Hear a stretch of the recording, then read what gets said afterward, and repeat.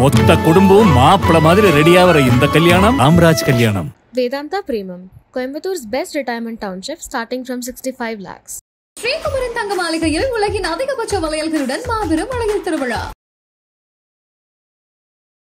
நீங்கள் வாங்க வேண்டிய அனுமதியெல்லாம் வாங்குவதற்கு முன்பாக அறிவியல் ரீதியாக ஆய்வுகள் செய்யணும். வேலையை ஆரம்பிக்க வேண்டியதுதான். இவங்கெல்லாம் நகர்ந்துட்டாங்கன்னா நாங்கள் இங்கே பூமி பூஜை போட்டுற வேண்டியதாங்கிற மாதிரி தானே அரசுடைய நடவடிக்கைகள் எல்லாமே அப்படிதான் இருக்கு. ஆனால் நீங்கள் அனுமதி கொடுக்கலன்னு சொல்றீங்க. ஆமா, ஏர்போர்ட் அத்தாரிட்டி ஆஃப் இந்தியா எங்களுக்கு தெரிஞ்ச என்ன அனுமதி கொடுக்கல. அதுக்கு என்விரான்மெண்ட் கிளியரன்ஸ் இன்னும் வாங்கல. பொல்யூஷன் கண்ட்ரோல் போர்டு சுற்றுச்சூழல் அனுமதி கொடுத்துட்டாங்கன்னு சொல்றாங்க. சுற்றுச்சூழல் ஆணைய அனுமதி கொடுத்துட்டாங்க. இப்போ அப்ளிகேஷனே பெண்டிங்கா இருக்கு. அது யார் வேணா பார்க்கலாம். அப்படி இருக்கும்போது நிலத்தை கையகப்படுத்துவதற்கான அதிகாரி இப்பவுமே நியமிச்சிட்டாங்க. இந்த அனுமதி வாங்க இந்த ப்ராசஸ் நான் சொன்னேன், இதுக்கு குறைஞ்சபட்சம் 1 வருஷம் ஆகும். எல்லாம் லேண்டெல்லாம் எடுத்து வச்சுட்டா அனுமதி வந்தோடனே வேலையை ஆரம்பிச்சிடலாம்னு அரசுக்கு துரிதமா இருக்காங்க. நீங்க அதை அப்படி எடுத்துக்கலாம். இப்போ இந்த என்விரான்மெண்ட் இம்பாக்ட் அசஸ்மெண்ட்ல இந்த இடத்துல இந்த ஏர்போர்ட் அமைக்க கூடாதுன்னு சொன்னாங்கன்னா என்ன பண்ணுவீங்க? இப்போ 10 வருடங்களுக்கு முன்பாக இருந்த மாதிரி இப்போ பருவமழை இருக்குதா, வெயில் இருக்குதா, மழையினுடைய தன்மை மாறி குளிர்னுடைய தன்மை இருக்குல்ல. அப்போ இயற்கையில் ஏதோ ஒரு மாற்றம் நிகழ்ந்துருக்கு. இந்த மாற்றத்துக்கு காரணம் என்ன சொல்றாங்க?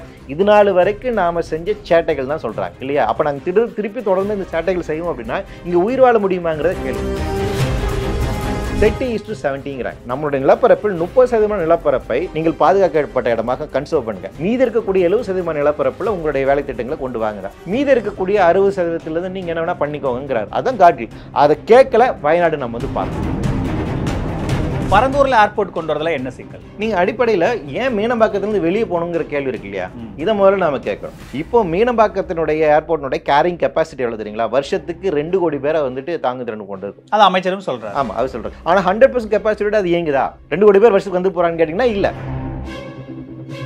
அதன் அடிப்படையில் மணப்பாக்கும் கருப்பாக்கும் சார்ந்திருக்கும் இன்னொரு பகுதியில் 1036 ஏக்கர் செலவை வந்துட்டு நிலத்தை கையகப்படுத்துறதுக்கான திட்டத்தை அறிவிச்சு அதுக்கான சிஎம்டிஏ கிளியரன்ஸ் வந்து கொடுத்துட்டு அந்த இடத்துல யார் வீடு கட்டக்கூடாதுன்னு நோட்டிஃபை பண்ணி அதுக்கான இடத்தையும் மார்க் பண்ணிட்டாங்க. இன்ஸ்டாலேஷனாக அதை டிக்ளேர் பண்ணிட்டாங்க. அந்த மேப்பில் அமெண்ட்மெண்ட் பண்ணி கொண்டு சிஎம்டியோட மேப்பில் அமெண்ட்மெண்ட் பண்ணிட்டாங்க.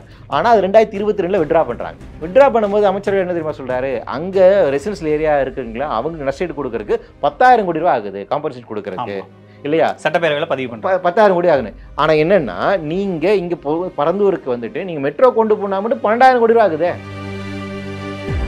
அதே விமானத்துல நமக்கு சல்பர் டை ஆக்சைடு எந்த அளவுக்கு எக்ஸ்டெண்ட் ஆகுது, அதனால ஏற்படுற சூழல் மாசு அப்படிங்கிறது விமான போக்குவரத்தினால் ஏற்படக்கூடிய பாதிப்பு இருக்குல்ல, அது இன்னும் அதிகமான பிரச்சனையா இருக்கு. அதையும் நம்ம எதிர்காலத்தில் நம்ம எதுவுமே யூஸே பண்ண முடியாது சார். பூமியில இப்ப உயிர் வாழணும்னு நினைக்கிறீங்களா இல்லைன்னு நினைக்கிறீங்களா? எதிர்காலத்தில் இந்த எக்கனாமிக்ஸை மட்டும்தான் பாக்குறாங்க. எதிர்காலத்தில் எக்காலஜி எப்படி இருக்குங்கிறத அனலைஸ் பண்றதுலங்கிறாங்க.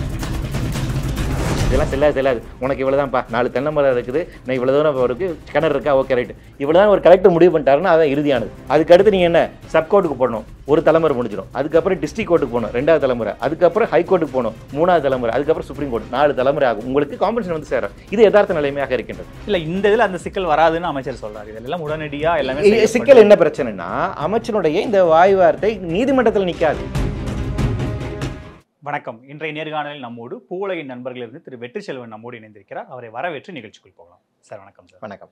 சார், இந்த பரந்தூர் விமான நிலைய விவகாரம் விஜய் போயிட்டு வந்ததுக்கு அப்புறம் திரும்பவும் அது வெடிக்க ஆரம்பிச்சிருக்கு. 2வது ஏர்போர்ட் தேவையா? தமிழக அரசு ஒரு விளக்கம் வந்து கொடுத்துருக்காங்க. ஏன் இந்த ஏர்போர்ட் நாங்கள் எடுத்தோம், அந்த இடம் ஏன் தேர்வு செய்யப்பட்டது அப்படின்றதுக்கு ஒரு நீண்ட நெடிய விளக்கம் அரசு தரப்பிலிருந்து அதிகாரப்பூர்வமாக வந்திருக்கு. அந்த விளக்கத்தை பார்த்தீங்களா? அது ஏற்றுக்கொள்ளும்படியாக இருந்ததா? அந்த விளக்கத்தை வந்து பார்த்தேன். ஆனால் அந்த விளக்கம் எந்த டிபார்ட்மெண்ட் சார்பாக கொடுக்கப்பட்டதுங்கிறது எதுவுமே இல்லை. வழக்கமாக எந்த ஒரு அரசனுடைய ஒரு செய்தி வருகின்ற போது இந்த டிபார்ட்மெண்ட்டுக்காக இன்னார் கொடுக்கிறார் அப்படிங்கிற தகவல் இருக்கும். அப்படி எதுவுமே இல்லை. யாருமே அதை ஓனர்ஷிப் ஓன் பண்ண விரும்பலை. அப்படிப்பட்ட ஒரு அனாமத்தான ஒரு ரிப்ளை தான் வந்துட்டு. அந்த ரிப்ளையுமே வந்து என்ன பார்த்தீங்கன்னா ஏற்கனவே வந்து அரசு உத்தரவில் என்ன இருக்குதோ அந்த சாராம்சம் தான் வெளிப்படுத்தியிருக்காங்க. புதிதாக என்ன சொல்ல அடிப்படையில் ஒரு விஷயம் நாம் புரிந்து கொள்ள வேண்டும். பரந்தூர் விமான நிலைய திட்டத்திற்கான அனுமதி அப்படிங்கிறது எதுவும் வழங்கப்படவில்லை. ஏனென்றால் ஒரு ஏர்போர்ட் அமைக்க வேண்டும் அப்படின்னா ஃபஸ்ட்டு வந்து அதுக்கான அனுமதி யார் கொடுக்கணும்னா ஏர்போர்ட் அத்தாரிட்டி ஆஃப் இந்தியா. அவங்க இன்னும் அனுமதி கொடுக்கல. ஸோ இது என்ன ஒரு புதுப்பித்தி இருக்குன்னா அனுமதியெல்லாம் கொடுத்துட்டாங்க, இன்னும் கட்ட வேண்டியதுதான் பாக்கி இருக்குது, இவங்கெல்லாம் தடுத்துட்டு இருக்காங்க. அதனால் அரசு உரிய இழப்பீடு கொடுத்து அவங்களுக்கு என்னென்னலாம் சொல்கிறாங்களோ அதை செஞ்சு கொடுத்து நாங்கள் செஞ்சுருவோம் அப்படின்னு சொல்கிறாங்க. அப்படி அல்ல. ஸோ இந்த விளக்கம் இருக்கு இல்லைங்களா, இந்த விளக்கம் வந்து என்னென்னா ஒருதலை பட்சமானதாக இருக்குது, முன்முடிவோடு இருக்குது அப்படின்னு தான் நான் வந்து பார்க்குறேன். என்ன காரணத்தை அடிப்படையில் சொல்கிறேன்னா, நீங்கள் வாங்க வேண்டிய அனுமதியெல்லாம் வாங்குவதற்கு முன்பாக அறிவியல் ரீதியாக ஆய்வுகள் செய்யணும்.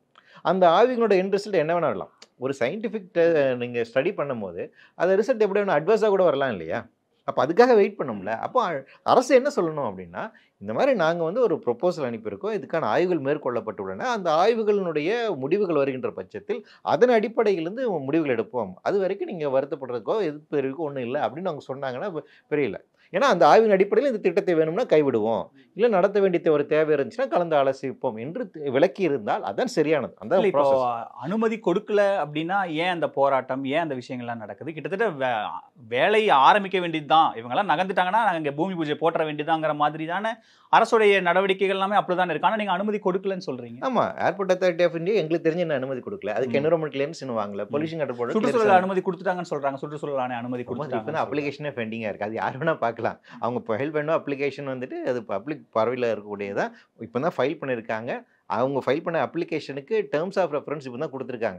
அந்த டேர்ம்ஸ் ஆஃப் ரெஃபரன்ஸ் அடிப்படையில் என்விரான்மெண்ட் இம்பாக்ட் அசஸ்மெண்ட் செய்யணும். அந்த என்விரான்மெண்ட் இம்பாக்ட் அசஸ்மெண்ட்டை வைத்து பப்ளிக் கன்சல்டேஷன் நடக்கணும், மக்கள்கிட்ட கருத்து கேட்போடு நடத்தணும். அதற்கு பின்வாங்க இப்போ நம்ம இங்கே எண்ணூரில் வந்து பார்த்தோம் இல்லைங்களா, ஒரு கருத்து கேட்போடு நடத்தலாம் அணுகுமுறை திட்டத்துக்கு. அதே மாதிரி ஒரு கருத்து, அதே மாதிரினா ஃப்ரீயாக பேச விட்டு அதே மாதிரி ஒரு கருத்து கேட்பு கூட்டம் நடத்தி அவங்க என்ன சொல்கிறாங்கிறத பதிவு செய்து அதுக்கப்புறம் அது ஒன்றிய அரசுக்கு அனுப்பி வைக்கப்பட்டு ஒன்றிய அரசு தான் என்விரான்மெண்ட் கிளியரன்ஸ் வந்து கொடுக்கணும்.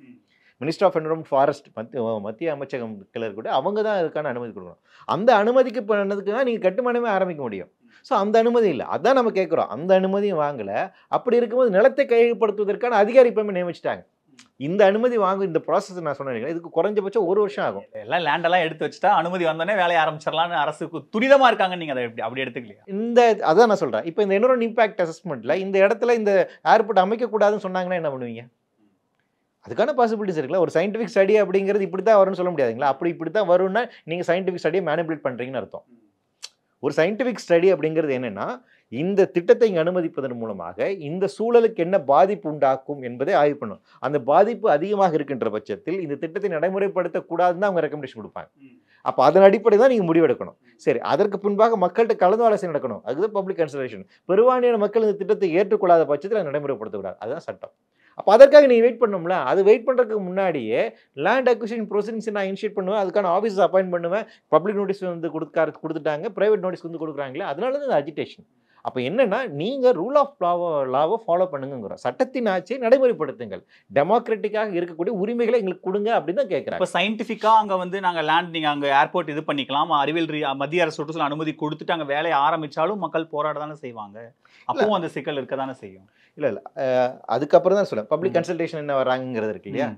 பப்ளிக் கன்சல்டேஷன்லாம் அது பெரும்பாலான மக்கள் எந்த நீங்கள் வளர்ச்சி திட்டங்கள் கொண்டு வந்தாலும், எந்த இடத்துல கொண்டு வந்தாலும் ஒரு கருத்து கேட்கட்டும், அந்த மக்கள் எதிர்க்க தான் செய்வாங்க. அப்படி பார்த்தா நம்ம எந்த திட்டத்தையும் கொண்டு வரவே முடியாது சார். இல்லை, இது வந்து ரொம்ப ஒரு தவறான வாதம் நினைக்கிறேன். அதாவது இந்த சட்டம் வந்து எப்போங்க வந்துச்சு? இந்த சட்டம் வந்து 94க்கு பின்னாடி வந்து ஒரு சட்டம் தான். அதுக்கப்புறம் 2006 தான் இந்த பப்ளிக் கன்சல்டேஷன் வந்துட்டு. எனக்கு தெரிஞ்சு தமிழ்நாட்டிலேயே இந்த மாதிரி கருத்து கேட்பு கூட்டத்தை நடத்தி அந்த திட்டம் வேண்டாம் என்று சொல்லி நிறுத்தப்பட்ட ஒரே ஒரு திட்டம் அது தெரியுங்க. அது இந்த கோக்குக்கு எதிராக நடத்தப்பட்டதான். சகாயம் ஐஏஎஸ் இருக்கும்போது நடந்த ஒரு கருத்து கேட்பு கூட்டத்தில் பெரும்பாலான மக்கள் இதுக்கு எதிர்ப்பு தெரிவித்தான்னு அவர் தான் பதிவு செஞ்சு இந்த திட்டத்துக்கான அனுமதி தர முடியாது சொல்லி ஒரே கொடுத்தது தான். எனக்கு தெரிஞ்சு வேற எந்த திட்டமும் அப்படி நிறுத்தப்படலை. அதனால என்னமோ இந்த மாதிரி நிறுத்துறாங்க அப்படிங்கிறது இல்லை. ஆனால் இது என்னன்னா ஒரு கன்சல்டேட்டிவ் ப்ராசஸ், மக்கள் நீங்கள் எப்படி இன்வால்வ் பண்ணுறீங்க அப்படிங்கிற ஒரு பொறுத்து. ரெண்டாவது, இப்படி திட்டமெல்லாம் நம்ம எப்படி தடுக்கிறோம் அப்படின்னா, இப்போ ஒரு கடந்த காலங்களில் அப்படியான பெரிய திட்டங்கள்லாம் வந்துட்டு இப்போ இதில் என்னென்னா இன்னைக்கு டெவலப்மெண்ட் அப்படிங்கிறத நம்ம மறுவாசிப்பு செய்ய வேண்டிய ஒரு தேவை இருக்குது. இப்போ 10 வருடங்களுக்கு முன்பாக இருந்த மாதிரி இப்போ பருவமழை இருக்குதா, வெயில் இருக்குதா, மழையினுடைய தன்மை மாறி குளிர்னுடைய தன்மை இருக்குல்ல. அப்போ இயற்கையில் ஏதோ ஒரு மாற்றம் நிகழ்ந்துருக்கு. இந்த மாற்றத்துக்கு காரணம் என்ன சொல்கிறாங்க? இது நாள் வரைக்கும் நாம் செஞ்ச சேட்டைகள் தான் சொல்கிறாங்க இல்லையா. அப்போ நாங்கள் திருப்பி தொடர்ந்து இந்த சேட்டைகள் செய்வோம் அப்படின்னா இங்கே உயிர் வாழ முடியுமாங்கிறத கேள்வி. அப்போ உங்களுடைய உற்பத்தி முறையில் சில பிரச்சனை இருக்குது, எங்களுடைய சோ கால்டு இந்த டெவலப்மெண்ட் ஆக்டிவிட்டீஸில் சில பிரச்சனைகள் இருக்குது என்பது இயற்கை உணர்த்துகிறது. இப்போ இயற்கையோடு நீங்கள் ஏந்து வாழ வேண்டும்னா தான் உயிர் வாழுகிற சூழல் இருக்குது. அப்போ இந்த உயிர் வாழுகின்ற சூழலை பேலன்ஸ் பண்ணணும்னா நம்மளுடைய நடவடிக்கைகளை, நம்மளுடைய கட்டுமானங்களை மாற்றி அமைக்க வேண்டிய ஒரு தேவை இருக்குது. இது வந்து அறிவியல் ரீதியாக இருக்கக்கூடிய ஒரு பிரச்சனை. அப்போ அந்த இடத்துல தான் நீங்கள் யாருமே உங்களுக்கு வளர்ச்சி வேணாம்னு சொல்லலை, புதுசாக நீங்கள் திட்டம் கொண்டு கொண்டு சூழலை பாதிக்காத வகையில் நீங்கள் கொண்டு வாங்கன்னு சொல்கிறாங்க. அது எப்படி சொல்கிறாங்கன்னா, சூழலை கொஞ்சம் பாதிக்க தானே செய்யுங்கிறதா அந்த ரேஷியோ வந்து என்ன சொல்கிறாங்கன்னா, ஐக்கிய நாடுகள் சபை என்ன சொல்கிறாங்கன்னா 30:70ங்கிறாங்க. நம்மளுடைய நிலப்பரப்பில் 30% நிலப்பரப்பை நீங்கள் பாதுகாக்கப்பட்ட இடமாக கன்சர்வ் பண்ணுங்க, மீதி இருக்கக்கூடிய 70% நிலப்பரப்பில் உங்களுடைய வேலை திட்டங்களை கொண்டு வாங்குறாங்க. காட்கில் கமிட்டியினுடைய வெஸ்டர்ன் காட்ஸ் கொடுத்தான ஆய்வு இதே தான். அவர் இதுதான் சொன்னார், 30-40% நிலப்பரப்பை அப்படியே பாதுகாக்க வேண்டும், மீதி இருக்கக்கூடிய 60%லேருந்து நீங்கள் என்ன வேணால் பண்ணிக்கோங்கிறார். அதுதான் காட்கில். அதை கேட்கல வயநாடு நம்ம வந்து பார்த்தோம். ஐக்கிய நாடுகள் சபை இப்போ தான் சொல்கிறாங்க 2030க்குள்ளாக எக்ஸிஸ்டிங் 30% ஆஃப் தி லேண்டை நீங்கள் அப்படியே கன்சர்வ் பண்ணுங்க. தமிழ்நாட்டினுடைய நிலப்பரப்பில் காடுகளுடைய அளவு எவ்வளவு தெரியுமா? பசுமை பரப்பினுடைய அளவு எவ்வளவு தெரியுமா? 21% தான். ஒரு ஒரு ஒரு நாடு வந்து பாதுகாப்பாக இருக்கணும்னா 33% நிலப்பரப்பு வந்து பசுமை பரப்பாக இருக்கணும். அப்போ எக்ஸிஸ்டிங் பசுமை பரப்பாக இருக்கக்கூடிய காடுகள் சார்ந்திருக்கக்கூடிய நம்ம ஒரு இடத்துல அழிச்சிக்கிட்டு இருக்கோம், இன்னொரு படத்தில் விவசாய நிலங்கள் அழிச்சிட்டு இருக்கோம், நீரை அழிக்கிறீங்க அப்படின்னா ஃபுல்லாக கான்கிரீட் ஜங்கிளை நீங்கள் வந்து மாற்றுறீங்கன்னா உயிர் வாழ முடியாதுங்கிறது எதார்த்தம். கான்கிரீட் ஜங்கிளாக இருக்குதுன்னா அர்பன் ஹீட்டிங் எஃபெக்ட் நீங்கள் வந்து கேள்விப்பட்டிருப்பீங்க. நகரத்தில் அதிகமான ஹீட் வந்து வருது இல்லைங்களா? அப்போ நீங்கள் ஏசி இல்லாமல் வாழ முடியாது, வெளியே மக்கள் போக முடியாது, வெயில் அந்த அளவுக்கு அதிகமாக இருக்குது. அது நம்ம பார்க்குறோம். இதே தமிழக அரசாங்கம் தான் ஹீட் மிட்டிகேஷனுக்கான ஸ்ட்ராட்டஜி டெவலப் பண்ணிட்டு இருக்காங்க. நகரத்தில் அதிகமான வெப்பமாகி கொண்டு இருக்கிறது, அந்த ஹீட்டை நம்ம எப்படி எதிர்கொள்ள போகிறோம்? ஆக்சுவலாக 4 பேர் இறந்து போனது பார்த்தோம் இல்லைங்களா? அப்போ ஒரு பக்கத்தில் நீ நகரத்தை வாழக்கூடிய இடமா வச்சிருக்கணும் இல்லையா? அப்போ நான் என்ன சொல்கிறேன்னா, நீங்கள் டெவலப்மெண்ட் கொண்டு வாங்க, 30:70 ரேஷன் கொண்டு வாங்க, 30% அப்படியே விட்டுருங்க, அந்த கன்சர்வேஷன் கொண்டு வாங்க. அது இருந்தால் தான் உயிர் வாழ முடியும். அது விடுனா அது ஏதோ பரிதாபப்பட்டோ இல்லைங்கிறதுக்காக இல்லை. இதுதான் வந்து அறிவியல் ரீதியாக சாத்தியமான நடைமுறை இருக்கக்கூடிய ஒரு விஷயமாக இருக்கின்றது. 30% நிலப்பரப்பை அப்படியே நீங்கள் பாதுகாக்கணும். அது உங்களை ப்ரொடெக்ட் பண்ணுங்க, நேச்சுரல் பேரிஸை செயல்படும். மீதி கூட 70% நிலப்பரப்பில் உங்களோட கட்டுமானங்கள் நீங்கள் கொண்டு வாங்க. ஒன்று இப்போ அரசு வந்து பரந்தூர் அப்படின்னு கிட்டத்தட்ட ஃபிக்ஸே பண்ணிட்டாங்க. அங்கே தான் ஏர்போர்ட் வர மாதிரி நீங்கள் சொல்கிற மாதிரி அதிகாரிகளை நியமிச்சு லேண்ட் என்க்ரோச் பண்ணுற வேலையே ஆரம்பிச்சிட்டாங்க. பரந்தூரில் என்ன சிக்கல்? பரந்தூரில் ஏன் இவ்வளவு போராட்டம்? அங்கே போய் கட்சி தலைவர்கள்லாம் பார்த்து பரந்தூரில் ஏர்போர்ட் கொண்டு வரதுல என்ன சிக்கல்? நீங்கள் அடிப்படையில் ஏன் மீனம்பாக்கத்துலேருந்து வெளியே போகணுங்கிற கேள்வி இருக்கு இல்லையா? இதை முதல்ல நாம கேட்கணும். இதற்கே இடம் பத்திரம் அப்படிங்கிறது உண்மையா அப்படிங்கிறது நம்ம இது எக்ஸாமின் பண்ணணும். நம்ம என்னன்னா பரந்தூரை பற்றி பேசுவோம், பரந்தூர் ஏன் வேண்டாங்கிறது பேசும் நிச்சயமா. ஆனால் நம்ம ஒரு கோயிலை தவிர்த்துட்டு போயிடுறோம். எடுத்த உடனே இங்கே மீனம்பாக்கம் அப்படியே வந்து பயங்கரமாக வந்து கும்பலாக இருக்குது, யாரும் போக முடியாத இருக்குது, அதனால் வெளியே போகணுங்கிற ஒரு மாயை கட்டமைக்கிறாங்க இல்லையா? அது உண்மை யதார்த்தமாக இருக்கணும். இப்போ மீனம்பாக்கத்தினுடைய ஏர்போர்ட்டினுடைய கேரிங் கெப்பாசிட்டி எவ்வளோ தெரியுங்களா? வருஷத்துக்கு 2 கோடி பேரை வந்துட்டு தாங்கு திறன் கொண்டு இருக்கும். அது அமைச்சரும் சொல்கிறார். ஆமாம், அது சொல்கிறாங்க. இது வந்து இன்க்ரீஸ் பண்ணியிருக்காங்க. கடந்த காலத்தில் இருந்ததை விட அழகாக வந்து இப்போ 2 கோடி பேர் வருஷத்துக்கு இப்போ வந்து போகிற அளவுக்கு கெப்பாசிட்டி இருக்குது. ஆனால் 100% கெப்பாசிட்டியோட அது இயங்குதா?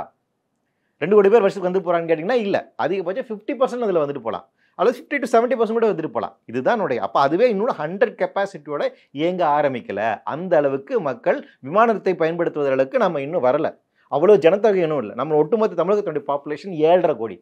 இந்த 7.5 கோடியில் 2 கோடி பேர் இங்கே வந்துட்டு போகிற அளவுக்கு இருக்குது. இதை தவிர்த்து உங்களுக்கு கோயம்புத்தூர் இன்டர்நேஷனல் ஏர்போர்ட் இருக்குது, திருச்சி இன்டர்நேஷனல் ஏர்போர்ட் இருக்குது. அதுக்கு அடுத்து கூடுதலாக மதுரை இன்டர்நேஷனல் ஏர்போர்ட்டை மதுரையை இன்டர்நேஷனல் ஏர்போர்ட்டை மாற்றணும்னு கேட்டுட்ருக்கோம். இதை தவிர்த்து நமக்கு தூத்துக்குடி இருக்குது, சேலம் இருக்குது, இந்த மாதிரி நிறைய இடத்துல கிட்டத்தட்ட 9 விமான நிலையங்கள் நம்ம ஆல்ரெடி வச்சுருக்கோம். வேறு எந்த மாநிலங்கள் இல்லாத அளவுக்கு விமானங்கள். அப்போது இவ்வளோ விமான நிலையங்கள் இருக்கின்ற போது ஏன் சென்னைக்கு இருக்கிற இன்னொரு விமான நிலையம் இருக்கிறது? இப்போ எக்ஸிஸ்டிங் விமான நிலையம் பொறுத்த வரைக்கும் இன்னும் நான் சொல்கிறேன், 2008ஆம் ஆண்டு அந்த விமான நிலையத்தையே எக்ஸ்பேண்ட் பண்ணுவதற்கான ஒரு ப்ரொபோசலும் வச்சாங்க. அதன் அடிப்படையில் மணப்பாக்கும் கருப்பாக்கும் சார்ந்திருக்கும் இன்னொரு பகுதியில் 1036 ஏக்கர் செலவை வந்துட்டு நிலத்தை கையகப்படுத்துவதற்கான திட்டத்தை அறிவித்து அதுக்கான சிஎம்டிஏ கிளியரன்ஸ் வந்து கொடுத்துட்டு அந்த இடத்துல யார் வீடு கட்டக்கூடாதுன்னு நோட்டிஃபை பண்ணி அதுக்கான இடத்தையும் மார்க் பண்ணிட்டாங்க. இன்ஸ்டலேஷனாக அதை டிக்ளேர் பண்ணிட்டாங்க. அந்த மேப்பில் அமெண்ட்மெண்ட் பண்ணி கொண்டாங்க, சிஎம்டியோட மேப்பில் அமெண்ட்மெண்ட் பண்ணிட்டாங்க. ஆனால் அது 2022 விட்ரா பண்ணுறாங்க. விட்ரா பண்ணும்போது அமைச்சர்கள் என்ன தெரியுமா சொல்கிறாரு? அங்கே ரெசிடென்ஷியல் ஏரியா இருக்குங்களா, அவங்க நஷ்டீடு கொடுக்கறதுக்கு 10,000 கோடி ரூபா ஆகுது காம்பன்சேஷன் கொடுக்கறதுக்கு இல்லையா? சட்டப்பேரவையில் பதிவு பண்ணுறாங்க 10,000 கோடி ஆகுது. ஆனால் என்னென்னா நீங்கள் இங்கே பரந்தூருக்கு வந்துட்டு நீங்கள் மெட்ரோ கொண்டு போனால் மட்டும் 12,000 கோடி ரூபா ஆகுதே இல்லையா? அப்போ நான் என்ன சொல்கிறேன்னா, இந்த 10,000 கோடி ரூபா நீங்கள் அந்த மக்களுக்கு கொடுத்து 1000 ஏக்கர் உங்களுக்கு கிடைக்குது இல்லையா? ஆஃபீஸர்ஸ் ட்ரைனிங் லேண்ட் இருக்குல்ல, அது கூட கூடுதலாக நீங்கள் எடுத்துக்கிட்டால் ஆல்ரெடி உங்களுக்கு 1500 ஏக்கர்ஸ் இங்கேயே கிடைக்குது. கூடுதலாக அது இன்னும் விரிவாக்க நீங்கள் செய்யலாமே.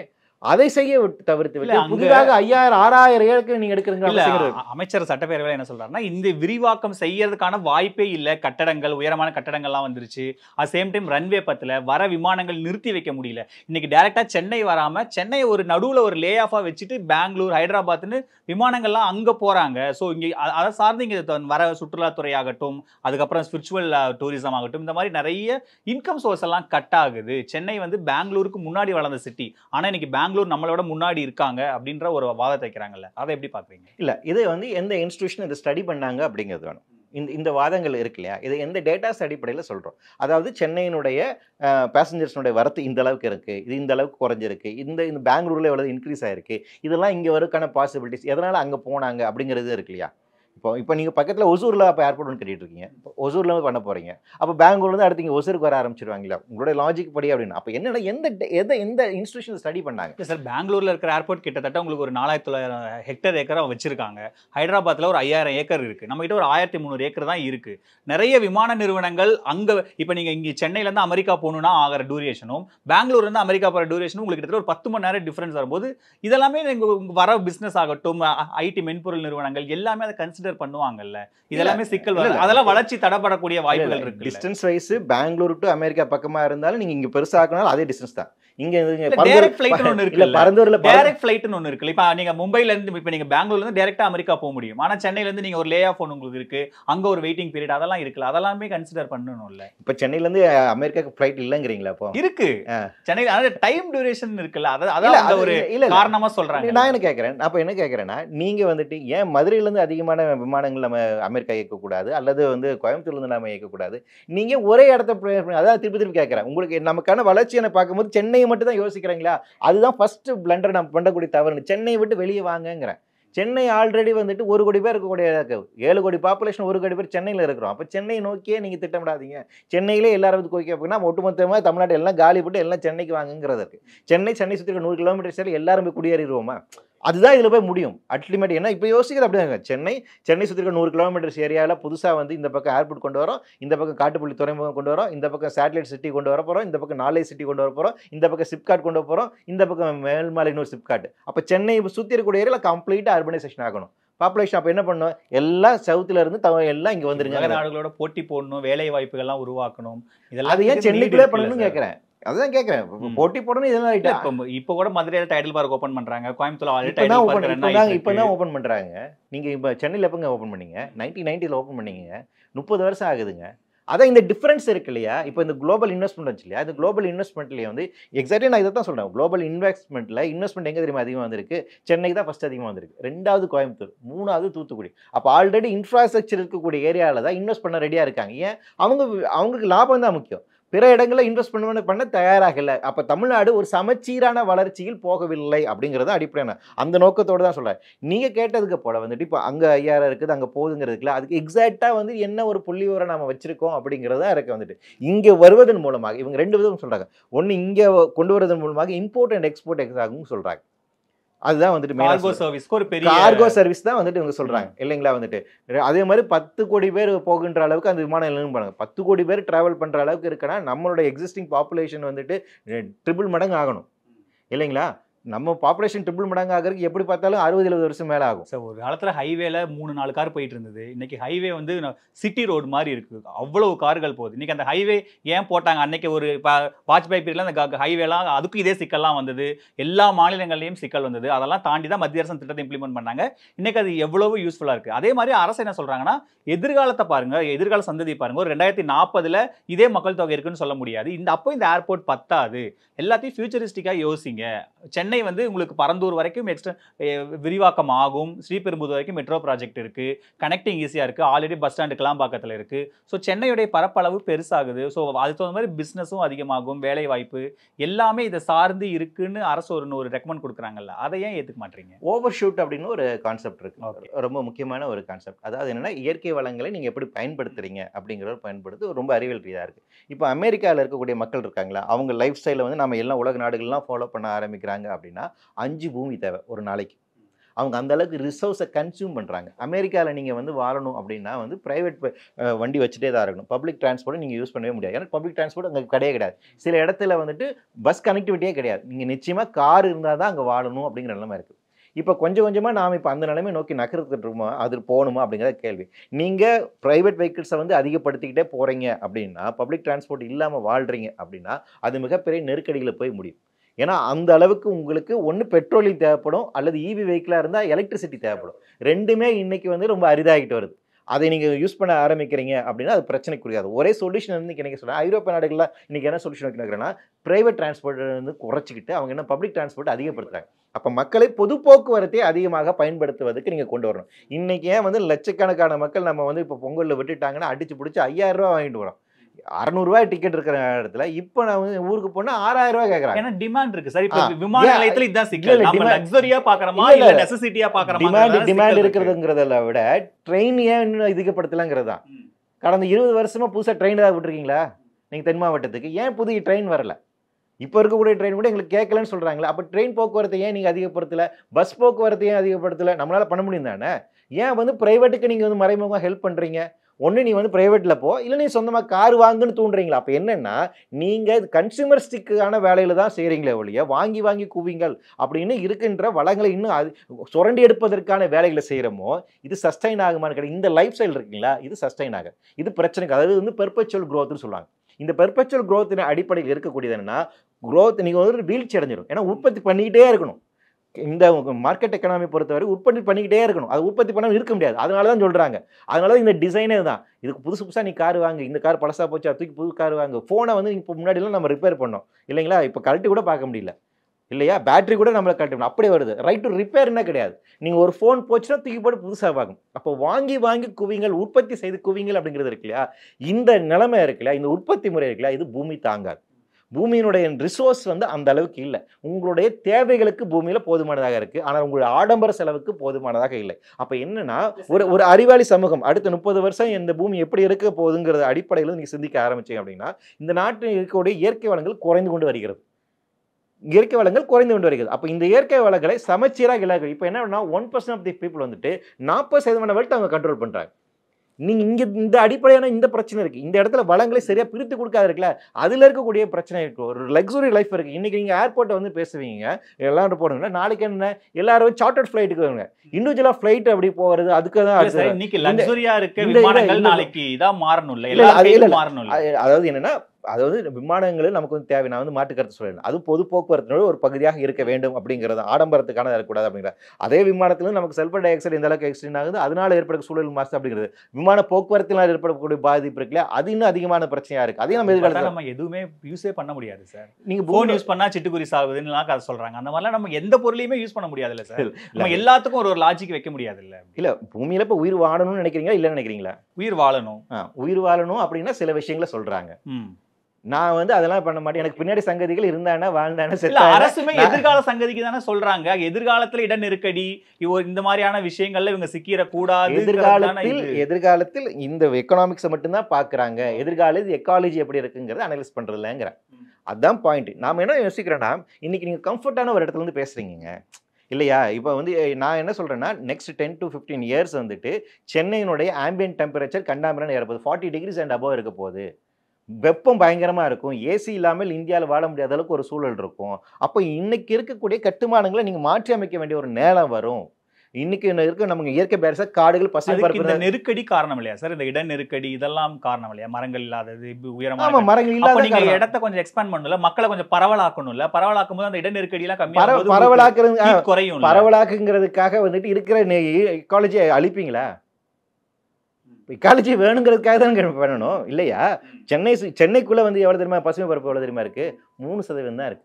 3% நிலப்பரப்பு மட்டும்தான் நமக்கு வந்து பசுமைகளாக இருக்கு. மீது எல்லாமே கான்கிரீட் ஜங்கலாக இருக்கு. நீங்க அதை அழிச்சது போதாதுன்னு என்ன பண்றீங்களா? சென்னை சுற்றி இருக்க 100 கிலோமீட்டர் ரேடியஸையும் வந்துட்டு அங்க இருக்கக்கூடிய சூழலையும் நான் வந்து அழிச்சு அதையும் கான்கிரீட்டா மாற்றி இதை வளர்ச்சின்னு நான் சொல்ல போறேங்கிறேன். ஆனா இதுக்கு எதிர்காலத்து சஸ்டைன் ஆகுமாங்கிறத கேள்வி. நீங்க வெறும் எக்கனாமிக்ஸை மட்டும் எடுத்துக்கிறீங்க. எக்காலஜியை மறுத்துட்டு நீங்க பாத்தீங்கன்னா இயற்கைக்கு எதிராக பூமியில் எந்த உயிரினும் வாழ முடியாது. இயற்கை வேறு விதமாக மாறிக்கொண்டிருக்கிறது. லாஸ்ட் ஒரு 10,000 இயர்ஸாக இருந்த மாதிரி இன்னைக்கு பூமியினுடைய அமைப்பு முறை இல்லை. வேறு நோக்கி போயிட்டு இருக்கீங்க. கிளைமேட் சேஞ்ச் மிகப்பெரிய ஒரு சவாலாக இருக்குது. அந்த கிளைமேட் சேஞ்ச் எதிர்கொள்ள வேண்டும் என்றால் நீங்கள் உங்களுக்கு நேச்சுரல் பேரிஸாக கூட இயற்கை அமைப்பு முறையை பாதுகாக்க வேணும்னு சொல்கிறாங்க. இதை வைத்துக்கொண்டு நீங்கள் உங்களுக்கான புதிய விஷயங்களை கட்டுமானங்கள் செய்யுங்கிறேன். அதை மையமாக வச்சு நீங்கள் செய்யுங்கிறேன். நீங்கள் சென்னையை விட்டுடுங்க. சென்னையை விட்டுட்டு வேறு இடத்துல வந்து உங்களுக்கு ஏற்கனவே இருக்கக்கூடிய எக்ஸிஸ்டிங் ஏர்போர்ட்ஸ் இருக்குங்க, அதை விரிவாக்கம் செய்வதற்கு என்ன வழி இருக்குது அப்படிங்கிறத பாருங்கள். கோயம்புத்தூர்ல அதிகமாக நம்ம அமெரிக்காவுக்கு போகிறதுக்கான ஃப்ளைட்டை கொண்டு வரக்கான வாய்ப்பு இருக்குன்னு பாருங்க. மதுரையில் கொண்டு போகிறதுக்கான யோசிங்க.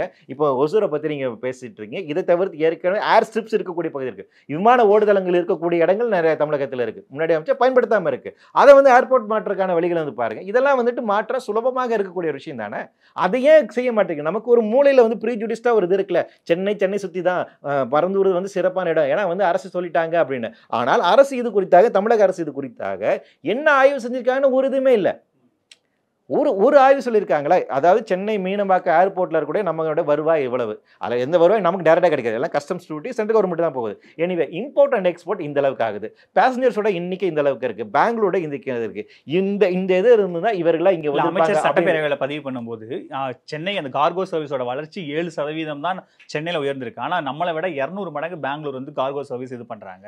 ஹைதராபாத் நம்மளை விட அதிகமா இருக்காங்க. சோ இது எல்லாமே நம்ம வருவாய் தானே, இது எல்லாமே என்ன இது சொல்ல நான் இது கேட்கறேன். இது சொல்றாங்களே இப்ப ஸ்ரீபெரும்புதூர்ல நாம என்ன ப்ரொடியூஸ் பண்றோம்? ஆட்டோமொபைல்ஸ் இண்டஸ்ட்ரி தான். கார்கள் இதெல்லாம் பண்றோம். ஆட்டோமொபைல்ஸ் நீங்க எதுல எக்ஸ்போர்ட் பண்ணுவீங்க? கப்பல்ல தானே அதென்ன பண்ணுவீங்க இல்லையா? நம்ம டெட்ராய்டுங்க இல்லையா? இந்தியாவினோட டெட்ராய்டு. நாம இங்க வந்து கார் உற்பத்தி, ஆட்டோமொபைல்ஸ், இங்க ஃப்ரிட்ஜ், வாஷிங் மிஷின் இந்த மாதிரி பெரிய ப்ராடக்ட்ஸ் சார். இங்க நமக்கு கார்கோ சர்வீஸ் எக்ஸ்போர்ட் பண்ற மாதிரியான ஒரு பெரிய ஆப்ஷன் வரும்போது அதுக்கேற்ற மாதிரி பிசினஸ் ஓபன் ஆகும், அதுக்கேற்ற மாதிரி வேலை வாய்ப்புகள்லாம் வரும் இல்ல? இல்ல ஏர்போர்ட்டுக்கு அதுக்கு என்ன தொடர்புன்னு கேக்குறேன். நீங்க உற்பத்தி பண்ணக்கூடிய பொருள் எல்லாமே அந்த மாதிரி சர்வீஸ் வந்ததுக்கு அப்புறம் இப்ப இன்னைக்கு வந்து நீங்க கார்கோ சர்வீஸ்ல நீங்க போட்டீங்கன்னா 5 to 6 நாள் ஆகுது பொருள் வெளில எடுக்கிறதுக்கு. நாளைக்கு இதெல்லாம் அந்த இடங்கள் குடோன் எல்லாம் பெருசாகும் போது, பொருட்களுடைய இது கெப்பாசிட்டி அதிகமாகும் போது, அதை வாங்குற திறன் அதை ஈஸியா வெளியில எடுக்கிறது, உள்ள இம்போர்ட் பண்றது, எக்ஸ்போர்ட் பண்றது அதிகமாகும் போது அதுக்கேற்ற பிசினஸ் இப்ப நீங்க ஆட்டோமொபைல் மாதிரி நாளைக்கு வேற ஒரு பிசினஸ் பெருசாகலாம். இந்த மாதிரி ஆப்ஷன்ஸ் சார்ந்த வேலை வாய்ப்புகள் தொழில் நிறுவனங்கள் வரலாம். அது இது யூகம் இல்லையா? இது யூகம் தான். எதிர்காலத்தில் இந்த மாதிரி இண்டஸ்ட்ரீஸ் வரணும். ஆஸ் ஆன் டுடே இதில் என்ன இண்டஸ்ட்ரீஸ் வரப்போகுது என்னங்கிறதுக்கான இது இல்லை. உங்களோட யூகத்தினோட அடிப்படை தான். அதுக்கு தான் என்ன சொல்கிறேன்னா அந்த யூகத்தை ப்ராப்பராக ஸ்டடி பண்ணுங்கிறேன். இல்லை இந்த சைடில் வளர்ச்சி பற்றி பேசுகிறவங்க எதிர்காலத்தில் இந்த மாதிரி உலகம் இவ்வளோ வெப்பமாயிடும், இவ்வளோ மழை பெய்யும், இவ்வளோ ஆயிரும்னு அதுவும் ஒரு யூகம் தானே. இயற்கை எப்படி இவங்க கணிக்கிறாங்க அப்படின்னு ஒரு ஆர்குமெண்ட்டை வளர்ச்சி பற்றி பேசுகிறவங்க வைக்கிறாங்க. அதையும் நம்ம ஏற்றுக்கலாம். கரெக்டாக. அது வந்து என்னன்னா நாங்கள் ஒரு ஸ்டடிஸ் பண்ணுறோம், ஒரு டேட்டா நாங்கள் தரோம், ஐபிசிசினோட அசஸ்மெண்ட் ரிப்போர்ட் தரோம். ஏன் தமிழக அரசாங்கமே ஸ்டடி பண்ணிருக்கு இல்லையா? கிளைமேட் ஆக்ஷன் பிளான் ஸ்டடி அவங்க பண்ணியிருக்காங்க இல்லையா? சென்னை கிளைமேட் ஆக்ஷன் வச்சிருக்காங்க இல்லையா? வல்னரபிலிட்டி அசஸ்மெண்ட் ஸ்டடி வச்சிருக்காங்க இல்லையா? இதெல்லாம் இந்த ஆய்வுகள் என்ன சொல்லுது? அடுத்து வரக்கூடிய 20-30 ஆண்டுகளில் சராசரி வெப்பநிலை உயரும் தானே சொல்லியிருக்காங்க. 10 மாதம் வெயில் அதிகரிக்குன்னு தானே சொல்லியிருக்காங்க. அப்போ இந்த பாதிப்பு இருக்குன்னு தானே சொல்கிறாங்க. அப்போ இது கவுண்டர் பண்ணணும்னா அதிகமான பசுமை பரப்பு. எதுக்கு வந்துட்டு கிரீன் மிஷன் அறிவிச்சிருக்காங்க? 1 கோடி மரம் நடணும்னு அறிவிச்சிருக்காங்க. இங்கே இருக்கக்கூடிய காடுகளை நீர்களெல்லாம் அடிச்சுட்டு நீ புதுசாக வந்து மரம் நடுவீங்க. என்ன லாஜிக் இது? தமிழ்நாடு கவர்மெண்ட் வந்து 1 கோடி மரம் நடணும் அப்படிங்கிற ஒரு டார்கெட்டை ஃபிக்ஸ் பண்ணியிருக்காங்க. பசுமை பரப்பை நாங்கள் இன்க்ரீஸ் பண்ண போறோம் டார்கெட் வந்து ஃபிக்ஸ் பண்ணியிருக்காங்க. வளர்ச்சியையும் பேலன்ஸ் பண்ணணும்னு நினைக்கிறாங்களோ? பேலன்ஸ் பண்றதா நீங்க இது சொல்லுங்க. இது உண்மையில பேலன்ஸ் பண்ற நிலைமையான்னு கேட்கிறேன். நான் என்ன கேட்கிறேன், ஒரு இனிஷியேட்டிவ் எடுக்கிறாங்கன்னு தானே நம்ம நல்ல இனிஷியேட்டிவ் தானே. அதுல நம்ம எது நல்ல இனிஷியேட்டிவ் சொல்லுங்க? மரங்கள் நடுறது நல்ல இனிஷியேட்டிவ் தான். நான் மறுக்கவே இல்லைங்க. அதுக்கு அதன் அர்த்தம் ஏற்கனவே இருக்கக்கூடிய காடுகள் அடிச்சுட்டு நீங்க நடுறதா? ஒரு காட்டை திருப்பி நீங்க உருவாக்க முடியாது இல்லையா? பசுமை பரப்பை வந்து அதிகரிக்கிறதுனுடைய அர்த்தம் என்னன்னா ஏற்கனவே இருக்கக்கூடிய பசுமை பரப்பை அப்படியே பாதுகாத்து அது இன்னும் எக்ஸ்பேண்ட் பண்ணணும். அந்த இதுதான். அப்ப என்னென்ன சொல்றேன், நாங்க என்ன சொல்றேன்னா ஆய்வுகள் இருக்கு. எதிர்காலத்தில் மோசமான விளைவுகளை காலநிலை மாற்றம். இன்னைக்கு கலிஃபோர்னியா பத்தி எரிஞ்சிட்டு இருக்குங்க. நினைச்சு பாருங்க. இல்ல செல்வந்தர் வாழக்கூடிய ஹாலிவுட் ஹீரோஸ் வாழக்கூடிய வீடுலாம் பத்தி எரிஞ்சிட்டு இருக்கு. யாராவது நினைச்சு பார்த்துருப்பாங்க அமெரிக்காவில் இப்படிப்பட்ட இது நடக்கும்னு சொல்லிட்டு. அந்த ஆப்ளஸ் மவுண்டனுக்கு இந்த பக்கம் பத்தி எரிஞ்சிட்டு இருக்கு, இந்த பக்கம் குளிர் அதிகமா இருக்கு இல்லைங்களா? ஒரு பக்கத்துல பனியா உறைஞ்சு போயிட்டு இருக்காங்க. எது பெரிய வளைஞ்சு கனவு தேசமாக இருக்கக்கூடிய அமெரிக்கா இல்லையா? பரந்தூருக்கு இல்ல அது இன்னும் நீங்க என்ன சொல்றீங்க கேட்கறேன்னா உங்களுக்கு சூழல் மாற்றம் நிகழ்ந்து கொடுக்குன்னு கிளைமேட் அப்படிங்கிறது மாறிட்டு இருக்கு. அந்த இதுதான் உங்களுக்கும் கேட்கறேன். அங்கே நடக்கக்கூடிய விஷயங்கள் இருக்குல்ல, நாமளும் இந்த பிரச்சனை எதிர்கொண்டு இருக்கிறோம். நமக்கும் இப்படித்தான் காலநிலை மாற்றம் நமக்கும் இப்படி புதிய புதிய சிக்கல்களை உண்டாக்கி கொண்டு இருக்கும்.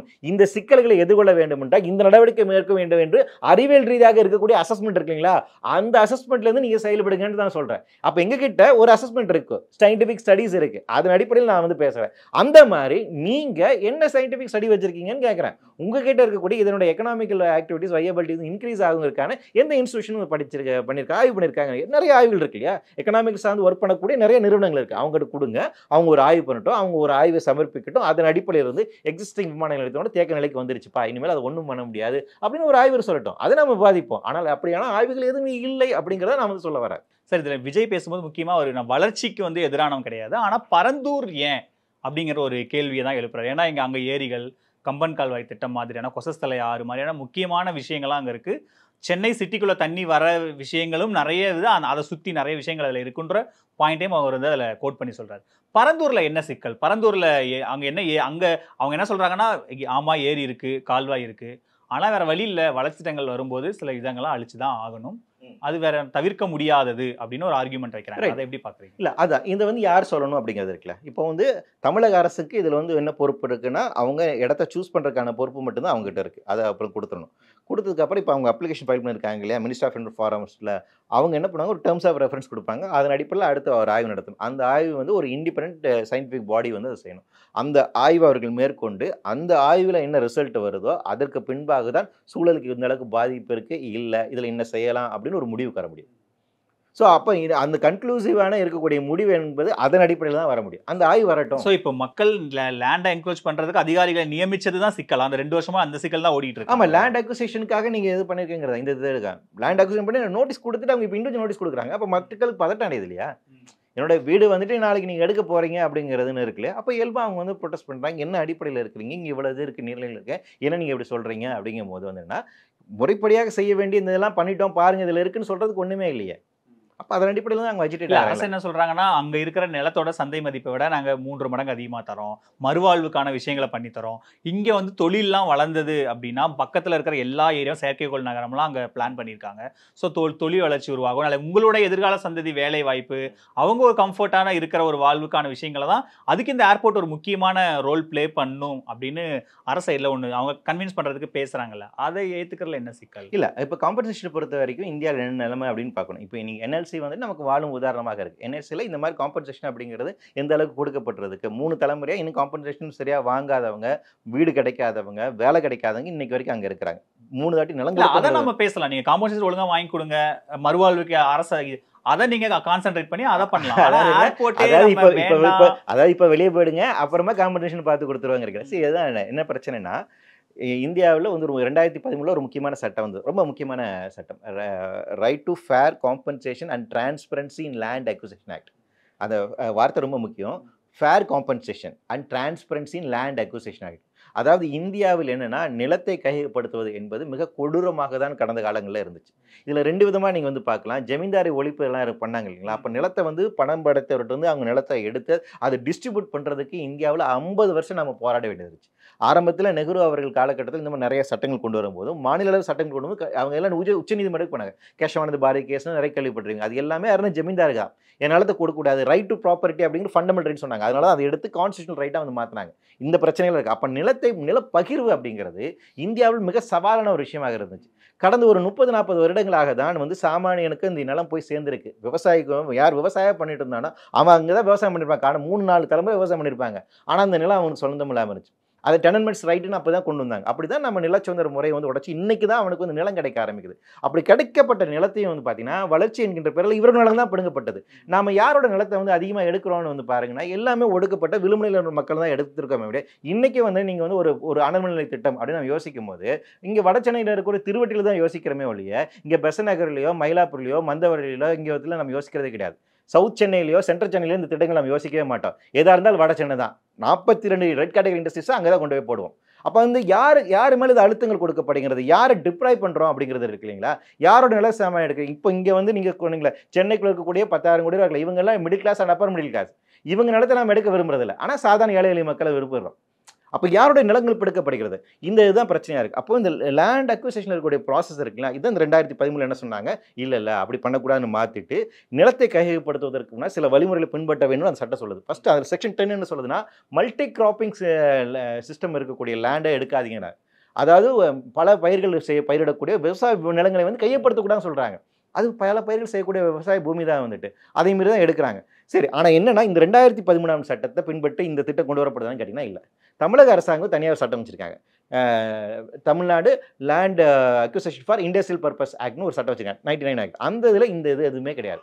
இப்போ அந்த 2013 ஆக்டில் சோஷியல் இம்பாக்ட் அசஸ்மெண்ட் செய்யணும். இது ஒரு திட்டத்தின் காரணமாக அவங்க வாழ்நிலை மேலடையுமா கீழடையுமா அப்படிங்கிறத ஆய்வு செய்து அந்த மக்களை உள்ளடக்கிய ஆய்வு செய்து அவர்கிட்ட கருத்து கேட்பு நடத்தி அவர்களெல்லாம் ஏற்றுக்கொண்ட அடிப்படையில் rehabilitation, resettlement, compensation policy evolve பண்ணும். அந்த மக்களை வச்சுக்கிட்டு எவால்வ் பண்ணும். ஆனால் அது எதுவுமே இங்கே கிடையாது. இங்கே என்னன்னா அரசு என்ன முடிவு பண்ணுது, அதாவது உங்களுக்கு காம்பன்சேஷன் எப்படி தான் நிர்ணயிப்பாங்க, நோட்டீஸ் வந்து கொடுப்பாங்க, நீங்கள் வரணும், நீங்கள் உங்கள் டாக்குமெண்ட்ஸ்லாம் எடுத்துகிட்டு வரலாம். இங்கே பாருங்க ஐயா, பக்கத்தில் இந்த நிலத்துக்கான என் பக்கத்து நிலத்துக்கார இவ்வளோ பதிவு செஞ்சிருக்காரியா, இதான் என் மார்க்கெட் வேல்யூ அப்படின்னு அவர் சொல்கிறாருங்களா. இதெல்லாம் செல்லாது, உனக்கு இவ்வளோ தான்ப்பா, 4 தென்னை மரம் இருக்குது, நான் இவ்வளோ தூரம் இருக்குது, கிணறு இருக்கா, ஓகே ரைட்டு, இவ்வளோ தான் ஒரு கலெக்டர் முடிவு பண்ணிட்டாருன்னா அதான் இறுதியானது. அதுக்கடுத்து நீங்கள் என்ன சப்கோர்ட்டுக்கு போடணும். ஒரு தலைமுறை முடிஞ்சிடும். அதுக்கப்புறம் டிஸ்ட்ரிக்ட் கோர்ட்டுக்கு போகணும் 2வது தலைமுறை, அதுக்கப்புறம் ஹைகோர்ட்டுக்கு போகணும் 3வது தலைமுறை, அதுக்கப்புறம் சுப்ரீம் கோர்ட் 4 தலைமுறை ஆகும் உங்களுக்கு காம்பன்சேஷன் வந்து சேரும். இது யதார்த்த நிலைமையாக இருக்கின்றது. இல்ல இந்த இதுல அந்த சிக்கல் வராதுன்னு அமைச்சர் சொல்றாரு. இதெல்லாம் உடனடியா எல்லாமே சிக்கல் என்ன பிரச்சனைனா அமைச்சருடைய இந்த வாய் வார்த்தை நீதிமன்றத்தில் நிற்காது. என்னன்னா ஒவ்வொரு இண்டிவிஜுவலா காம்பன்சேஷன் கொடுப்பாங்க. அப்போ போய் தனியாக நாம சொல்ல முடியாது. ஒரு குப்பனை சுப்பனை தயாராக இருந்துட்டு ஐயா அன்றைக்கி அமைச்சர் சொன்னார் அது உனக்கு சொல்லலை அவர் சொன்னாருங்க. இண்டிவிஜுவலாக தான் காம்பன்சேஷன் கொடுப்பாங்க. அது காம்பன்சேஷன் யார் வந்துட்டு அமைச்சர் முடிவு பண்ண மாட்டார், டிஸ்ட்ரிக்ட் கலெக்டர் முடிவு பண்ணுவார். அவர் வந்து சொல்லலாம் வாய் வார்த்தை கொடுக்கலாம். ஆனால் அரசு ஜீவோவில் என்ன சொல்லியிருக்காங்க, அரசு ஜீவோவில் உங்களுக்கு இப்படி தான் நிர்ணயிக்கப்படணும் ஒரு கைட்லைன் கொடுத்துருவாங்க. இந்த வேலை யார் செய்வார், டிஸ்ட்ரிக்ட் கலெக்டர் செய்வார். அவர் தலைமையில் தான் நடத்தும். அதாவது அவர் நடக்கும், அது ப்ரொசீஜர்ஸ் அப்படி தான் நடக்கும். நீங்கள் அவரை தான் போய் பார்க்கணும். அப்போ தனிநபராக அவர் எக்ஸ்டாப்ளிஷ் பண்ணணும். ஐயா என் நிலம் இங்கே இருந்து இருக்கீங்க பக்கத்தில் பாருங்க ஏன்னு. இப்போ பத்திரப்பதிவே நிறுத்தி வச்சிருக்காங்க, உங்களுக்கு அதிகமாக இருக்காது. அப்படியே இருந்தால் அண்டர் வேல்யூ நடக்குது. 1 கோடி ரூபா விற்கக்கூடிய ப்ராப்பர்ட்டி 60 லட்சம் 40 லட்சம் தான் அவன் காட்டுவான். அதை கொண்டு போய் நீங்கள் காட்ட முடியும். அதை தாண்டி நிரூபிக்க முடியாது இல்லை. இதோட எக்ஸாக்ட் வேல்யூ இப்போ மார்க்கெட்டில் இந்த இருக்கிறவங்க நிரூபிக்கிற ரொம்ப கஷ்டமான விஷயம். அப்படி ஆஃப்தி அமௌண்ட் தான் உங்களுக்கு வந்து கிடைக்கும். ரைட்டுங்களா? அதோட இன்னொரு விஷயம் என்னென்னா இப்போ அங்கே இருக்கக்கூடிய அந்த ஒரு பெரியவர் அங்கே சொன்னார் வந்துட்டு, அதாவது ஐயா எனக்கு வந்து பக்கத்தில் நிலம் இருக்குது, எனக்கு வந்து விவசாயம் பண்ணுறதுக்கு தண்ணி கிடைக்குது, ஆற்று நீர் விவசாயம் தான், இன்னும் அவங்க போர் போட்டு விவசாயம் பண்ணல, வருஷத்துக்கு தேவையான நெல் நான் இங்கே எடுத்துறேன், தண்ணி கிடச்சிருது. இன்னொரு என் மகன் வேலை பார்க்குறான், வெளியே போய் வேலை பார்த்துட்டு வந்துடுறான், ஒரு பிரச்சனையும் இல்லை. எனக்கு வந்து வீடு இருக்குது, பக்கத்தில் ஹாஸ்பிட்டல் இருக்குது, 100 வருஷமாக இருக்கக்கூடிய ஒரு மிடில் ஸ்கூல் இருக்குது, இவ்வளோ வசதியோடு இருக்கேன். இப்போ எனக்கு நீங்கள் காம்பன்சேஷன் கொடுக்குறீங்களா, அந்த காம்பன்சேஷன் வச்சு நான் புதுசாக நிலம் வாங்க முடியாது பக்கத்தில், ஏன்னா விலை கண்டாமன்னு ஏறி போயிருக்கு. ஒன்று வீடு நான் வந்து புதுசாக வாங்கினா சந்தை மதிப்புல இருந்து 3 மடங்கு தானே சொல்றாங்க அரசு. இப்போ இன்னைக்கு கரண்ட்ல அந்த லேண்டோட வேல்யூ என்ன, அதுல இருந்து 3 மடங்கு அதிகமாக தரோம். அந்த சந்தை மதிப்பு அப்படிங்கிறத வந்து எப்படி ரெக்கார்டில் எடுத்துக்குவாங்கன்னா, அதை நான் திருப்பி சொன்னேன். பக்கத்தில் அந்த ரிஜிஸ்டர் ஆஃபீஸில் என்ன ரிஜிஸ்டர் ஆகுதோ அதுதான். நீங்கள் மனசாட்சியோடு பேசுங்க. ஒரிஜினலாக என்ன இதுக்கு எவ்வளோ பேசுகிறாங்களோ அந்த வேலையை போட்டு தான் எல்லாம் ரிஜிஸ்டர் பண்ணுறாங்களா? அப்போ என்னென்னா குறைஞ்சபட்சம் தடுக்கணும், நம்ம அதில் தடுக்கணும். அது ஆனால் ப்ரொசீஜர் தான். இதெல்லாம் ப்ராக்டிக்கலாக இருக்கக்கூடிய டிஃபிகல்ட்டிங்கிறேன். இந்த ப்ராக்டிகாலிட்டிருந்து பேசுங்கிறேன். ஒரு விவசாயி வந்துட்டு அவருக்கான விலை காம்பன்சேஷன் வாங்கினா கவர்மெண்ட் சொல்லக்கூடிய ரூல்ஸ் கரெக்டு தான், நான் வந்து அது ஒத்துக்கிறது. இன்னும் பக்கத்தில் என்னப்பா விலை போயிருக்குங்கிறது டாக்குமெண்ட் நீ காமிச்சா கொடுப்பேன், டாக்குமெண்ட் இதுதான் கிடைக்கும். ஆனால் இதோட அதான் என்ன பிரச்சனைனா, இவருக்கு பிரச்சனைங்கன்னா வாங்கும்போது தான் பிரச்சனை வரும். ஏன்னா வாங்கும்போது அவன் 60 லட்ச ரூபா நான் ரெக்கார்டு இருக்கும்போது கூட தான் அவன் சொல்லுவான் இல்லைங்களா. என்னால் வாங்க முடியாத நிலைமைக்கு அது மாட்டிக்கிறது. இந்த யதார்த்த நிலைக்கு தீர்வு வந்து விவசாயம் காண முடியாது இல்லையா. இதுக்கு தீர்வு இப்போ அரசு தானே சொல்லணும். அப்போ சுற்றி இருக்கிறவங்களாம் எப்போ யார் அண்டர் வேலி போட்டுருக்காங்க நடவடிக்கை எடுப்பேன், அண்டர் வேலி பண்ணாதீங்கன்னு சொல்லி நீங்கள் நடவடிக்கை எடுக்கணும். அது செய்யுங்க, அது செய்யுங்க. அதை உறுதிப்படுத்துகிறோம். நாங்கள் சுற்றி இருக்கக்கூடிய நிலங்கள் எல்லாமே வந்து கரெக்டாக நாங்கள் வந்து மார்க்கெட் வேலையில் என்ன கைட்லைன் வேலையில் என்ன நடந்திருக்கோ அதுதான் நாங்கள் பதிவு செய்யலாம். அன்பரசன், தங்கம் தென்னரசு இவங்கெல்லாம் பேச்சுவார்த்தையில் அதுதானே சொல்கிறாங்க, உங்களுக்கான மறுவாழ்வுக்கு எல்லா விதத்துலையும் அரசு உறுதுணையாக இருக்கும், அதுக்கான விஷயங்களை எல்லாம் நாங்கள் பண்ணித்தரோன்னு சொல்கிறதுக்கு அப்புறமும் திரும்ப அந்த போராட்டம் தொடருதில்ல.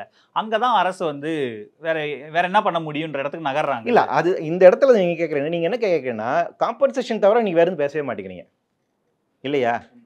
நான் என்ன சொல்கிறேன்னா ஒரு கவர்மெண்ட் அப்படி நடந்துக்க முடியுமான்னு கேட்குறேன். ஏன் உங்ககிட்ட 2-3 நீங்கள் அப்போ நீங்கள் என்ன சொல்ல வரீங்கன்னா, அப்போ கண் துடைப்பாக நாங்கள் என்னோட இம்பாக்ட் டெஸ்ட் நடத்துவோம், கண்டிப்பாக அது எங்களுக்கு கிளியரன்ஸ் கிடச்சிரும், ஏர்போர்ட் அத்தாரிட்டியும் கண்டிப்பாக நாங்கள் கிளியரன்ஸ் வாங்கிடுவோம், அது எப்படி வாங்கன்னு எங்களுக்கு வந்து தெரியும், அதனால இடத்த காலி பண்ணிட்டு போங்கிறேன். இது ரூல் ஆஃப் லாவா? அது எப்படி சரியானதாக இருக்கும்? அது ஒரு தனி பாடியில் நீ இண்டிபெண்டாக செயல்படு, நீ உண்மையில் என்ன ஆய்வாக செஞ்சு கொடுப்பா அப்படின்னு சொல்லணும் இல்லையா. ஏர்போர்ட் அத்தாரிட்டி நீ இண்டிபெண்டாக நீ செயல்படு, டெக்னிக்கல் ஃபீஸபிலிட்டி ஸ்டடி செஞ்சுட்டு இருக்காங்க, அவங்க என்ன சொல்கிறாங்களோ அது எப்படி ரிசல்ட் வரணும், அப்படி தானே பேசணும். அது வராமல் எப்படி அமைச்சர் அவர்கள் இந்த முடிவுக்கு வர்றாங்க? இதுவே தவறு இல்லையா. நீங்கள் மக்களை நம்ம பிளேம் பண்ணுறோமே, அரசு இல்லைங்களாங்க, அது ஸ்டேட்டுங்க. நீங்கள் எக்ஸார்வை எந்த ஒரு கட்சியை விட்டுருங்க, அது ஸ்டேட் அப்படி நடந்துக்க கூடாதுங்க. ஸ்டேட் ஒரு இண்டிபெண்டாக இருக்கும், ஸ்டேட்டுக்கு வந்துட்டு ஒரு சார்பு தன்மை இருக்கக்கூடாது, ஒரு ப்ரீஜுடிஸாக இருக்க முடியாது.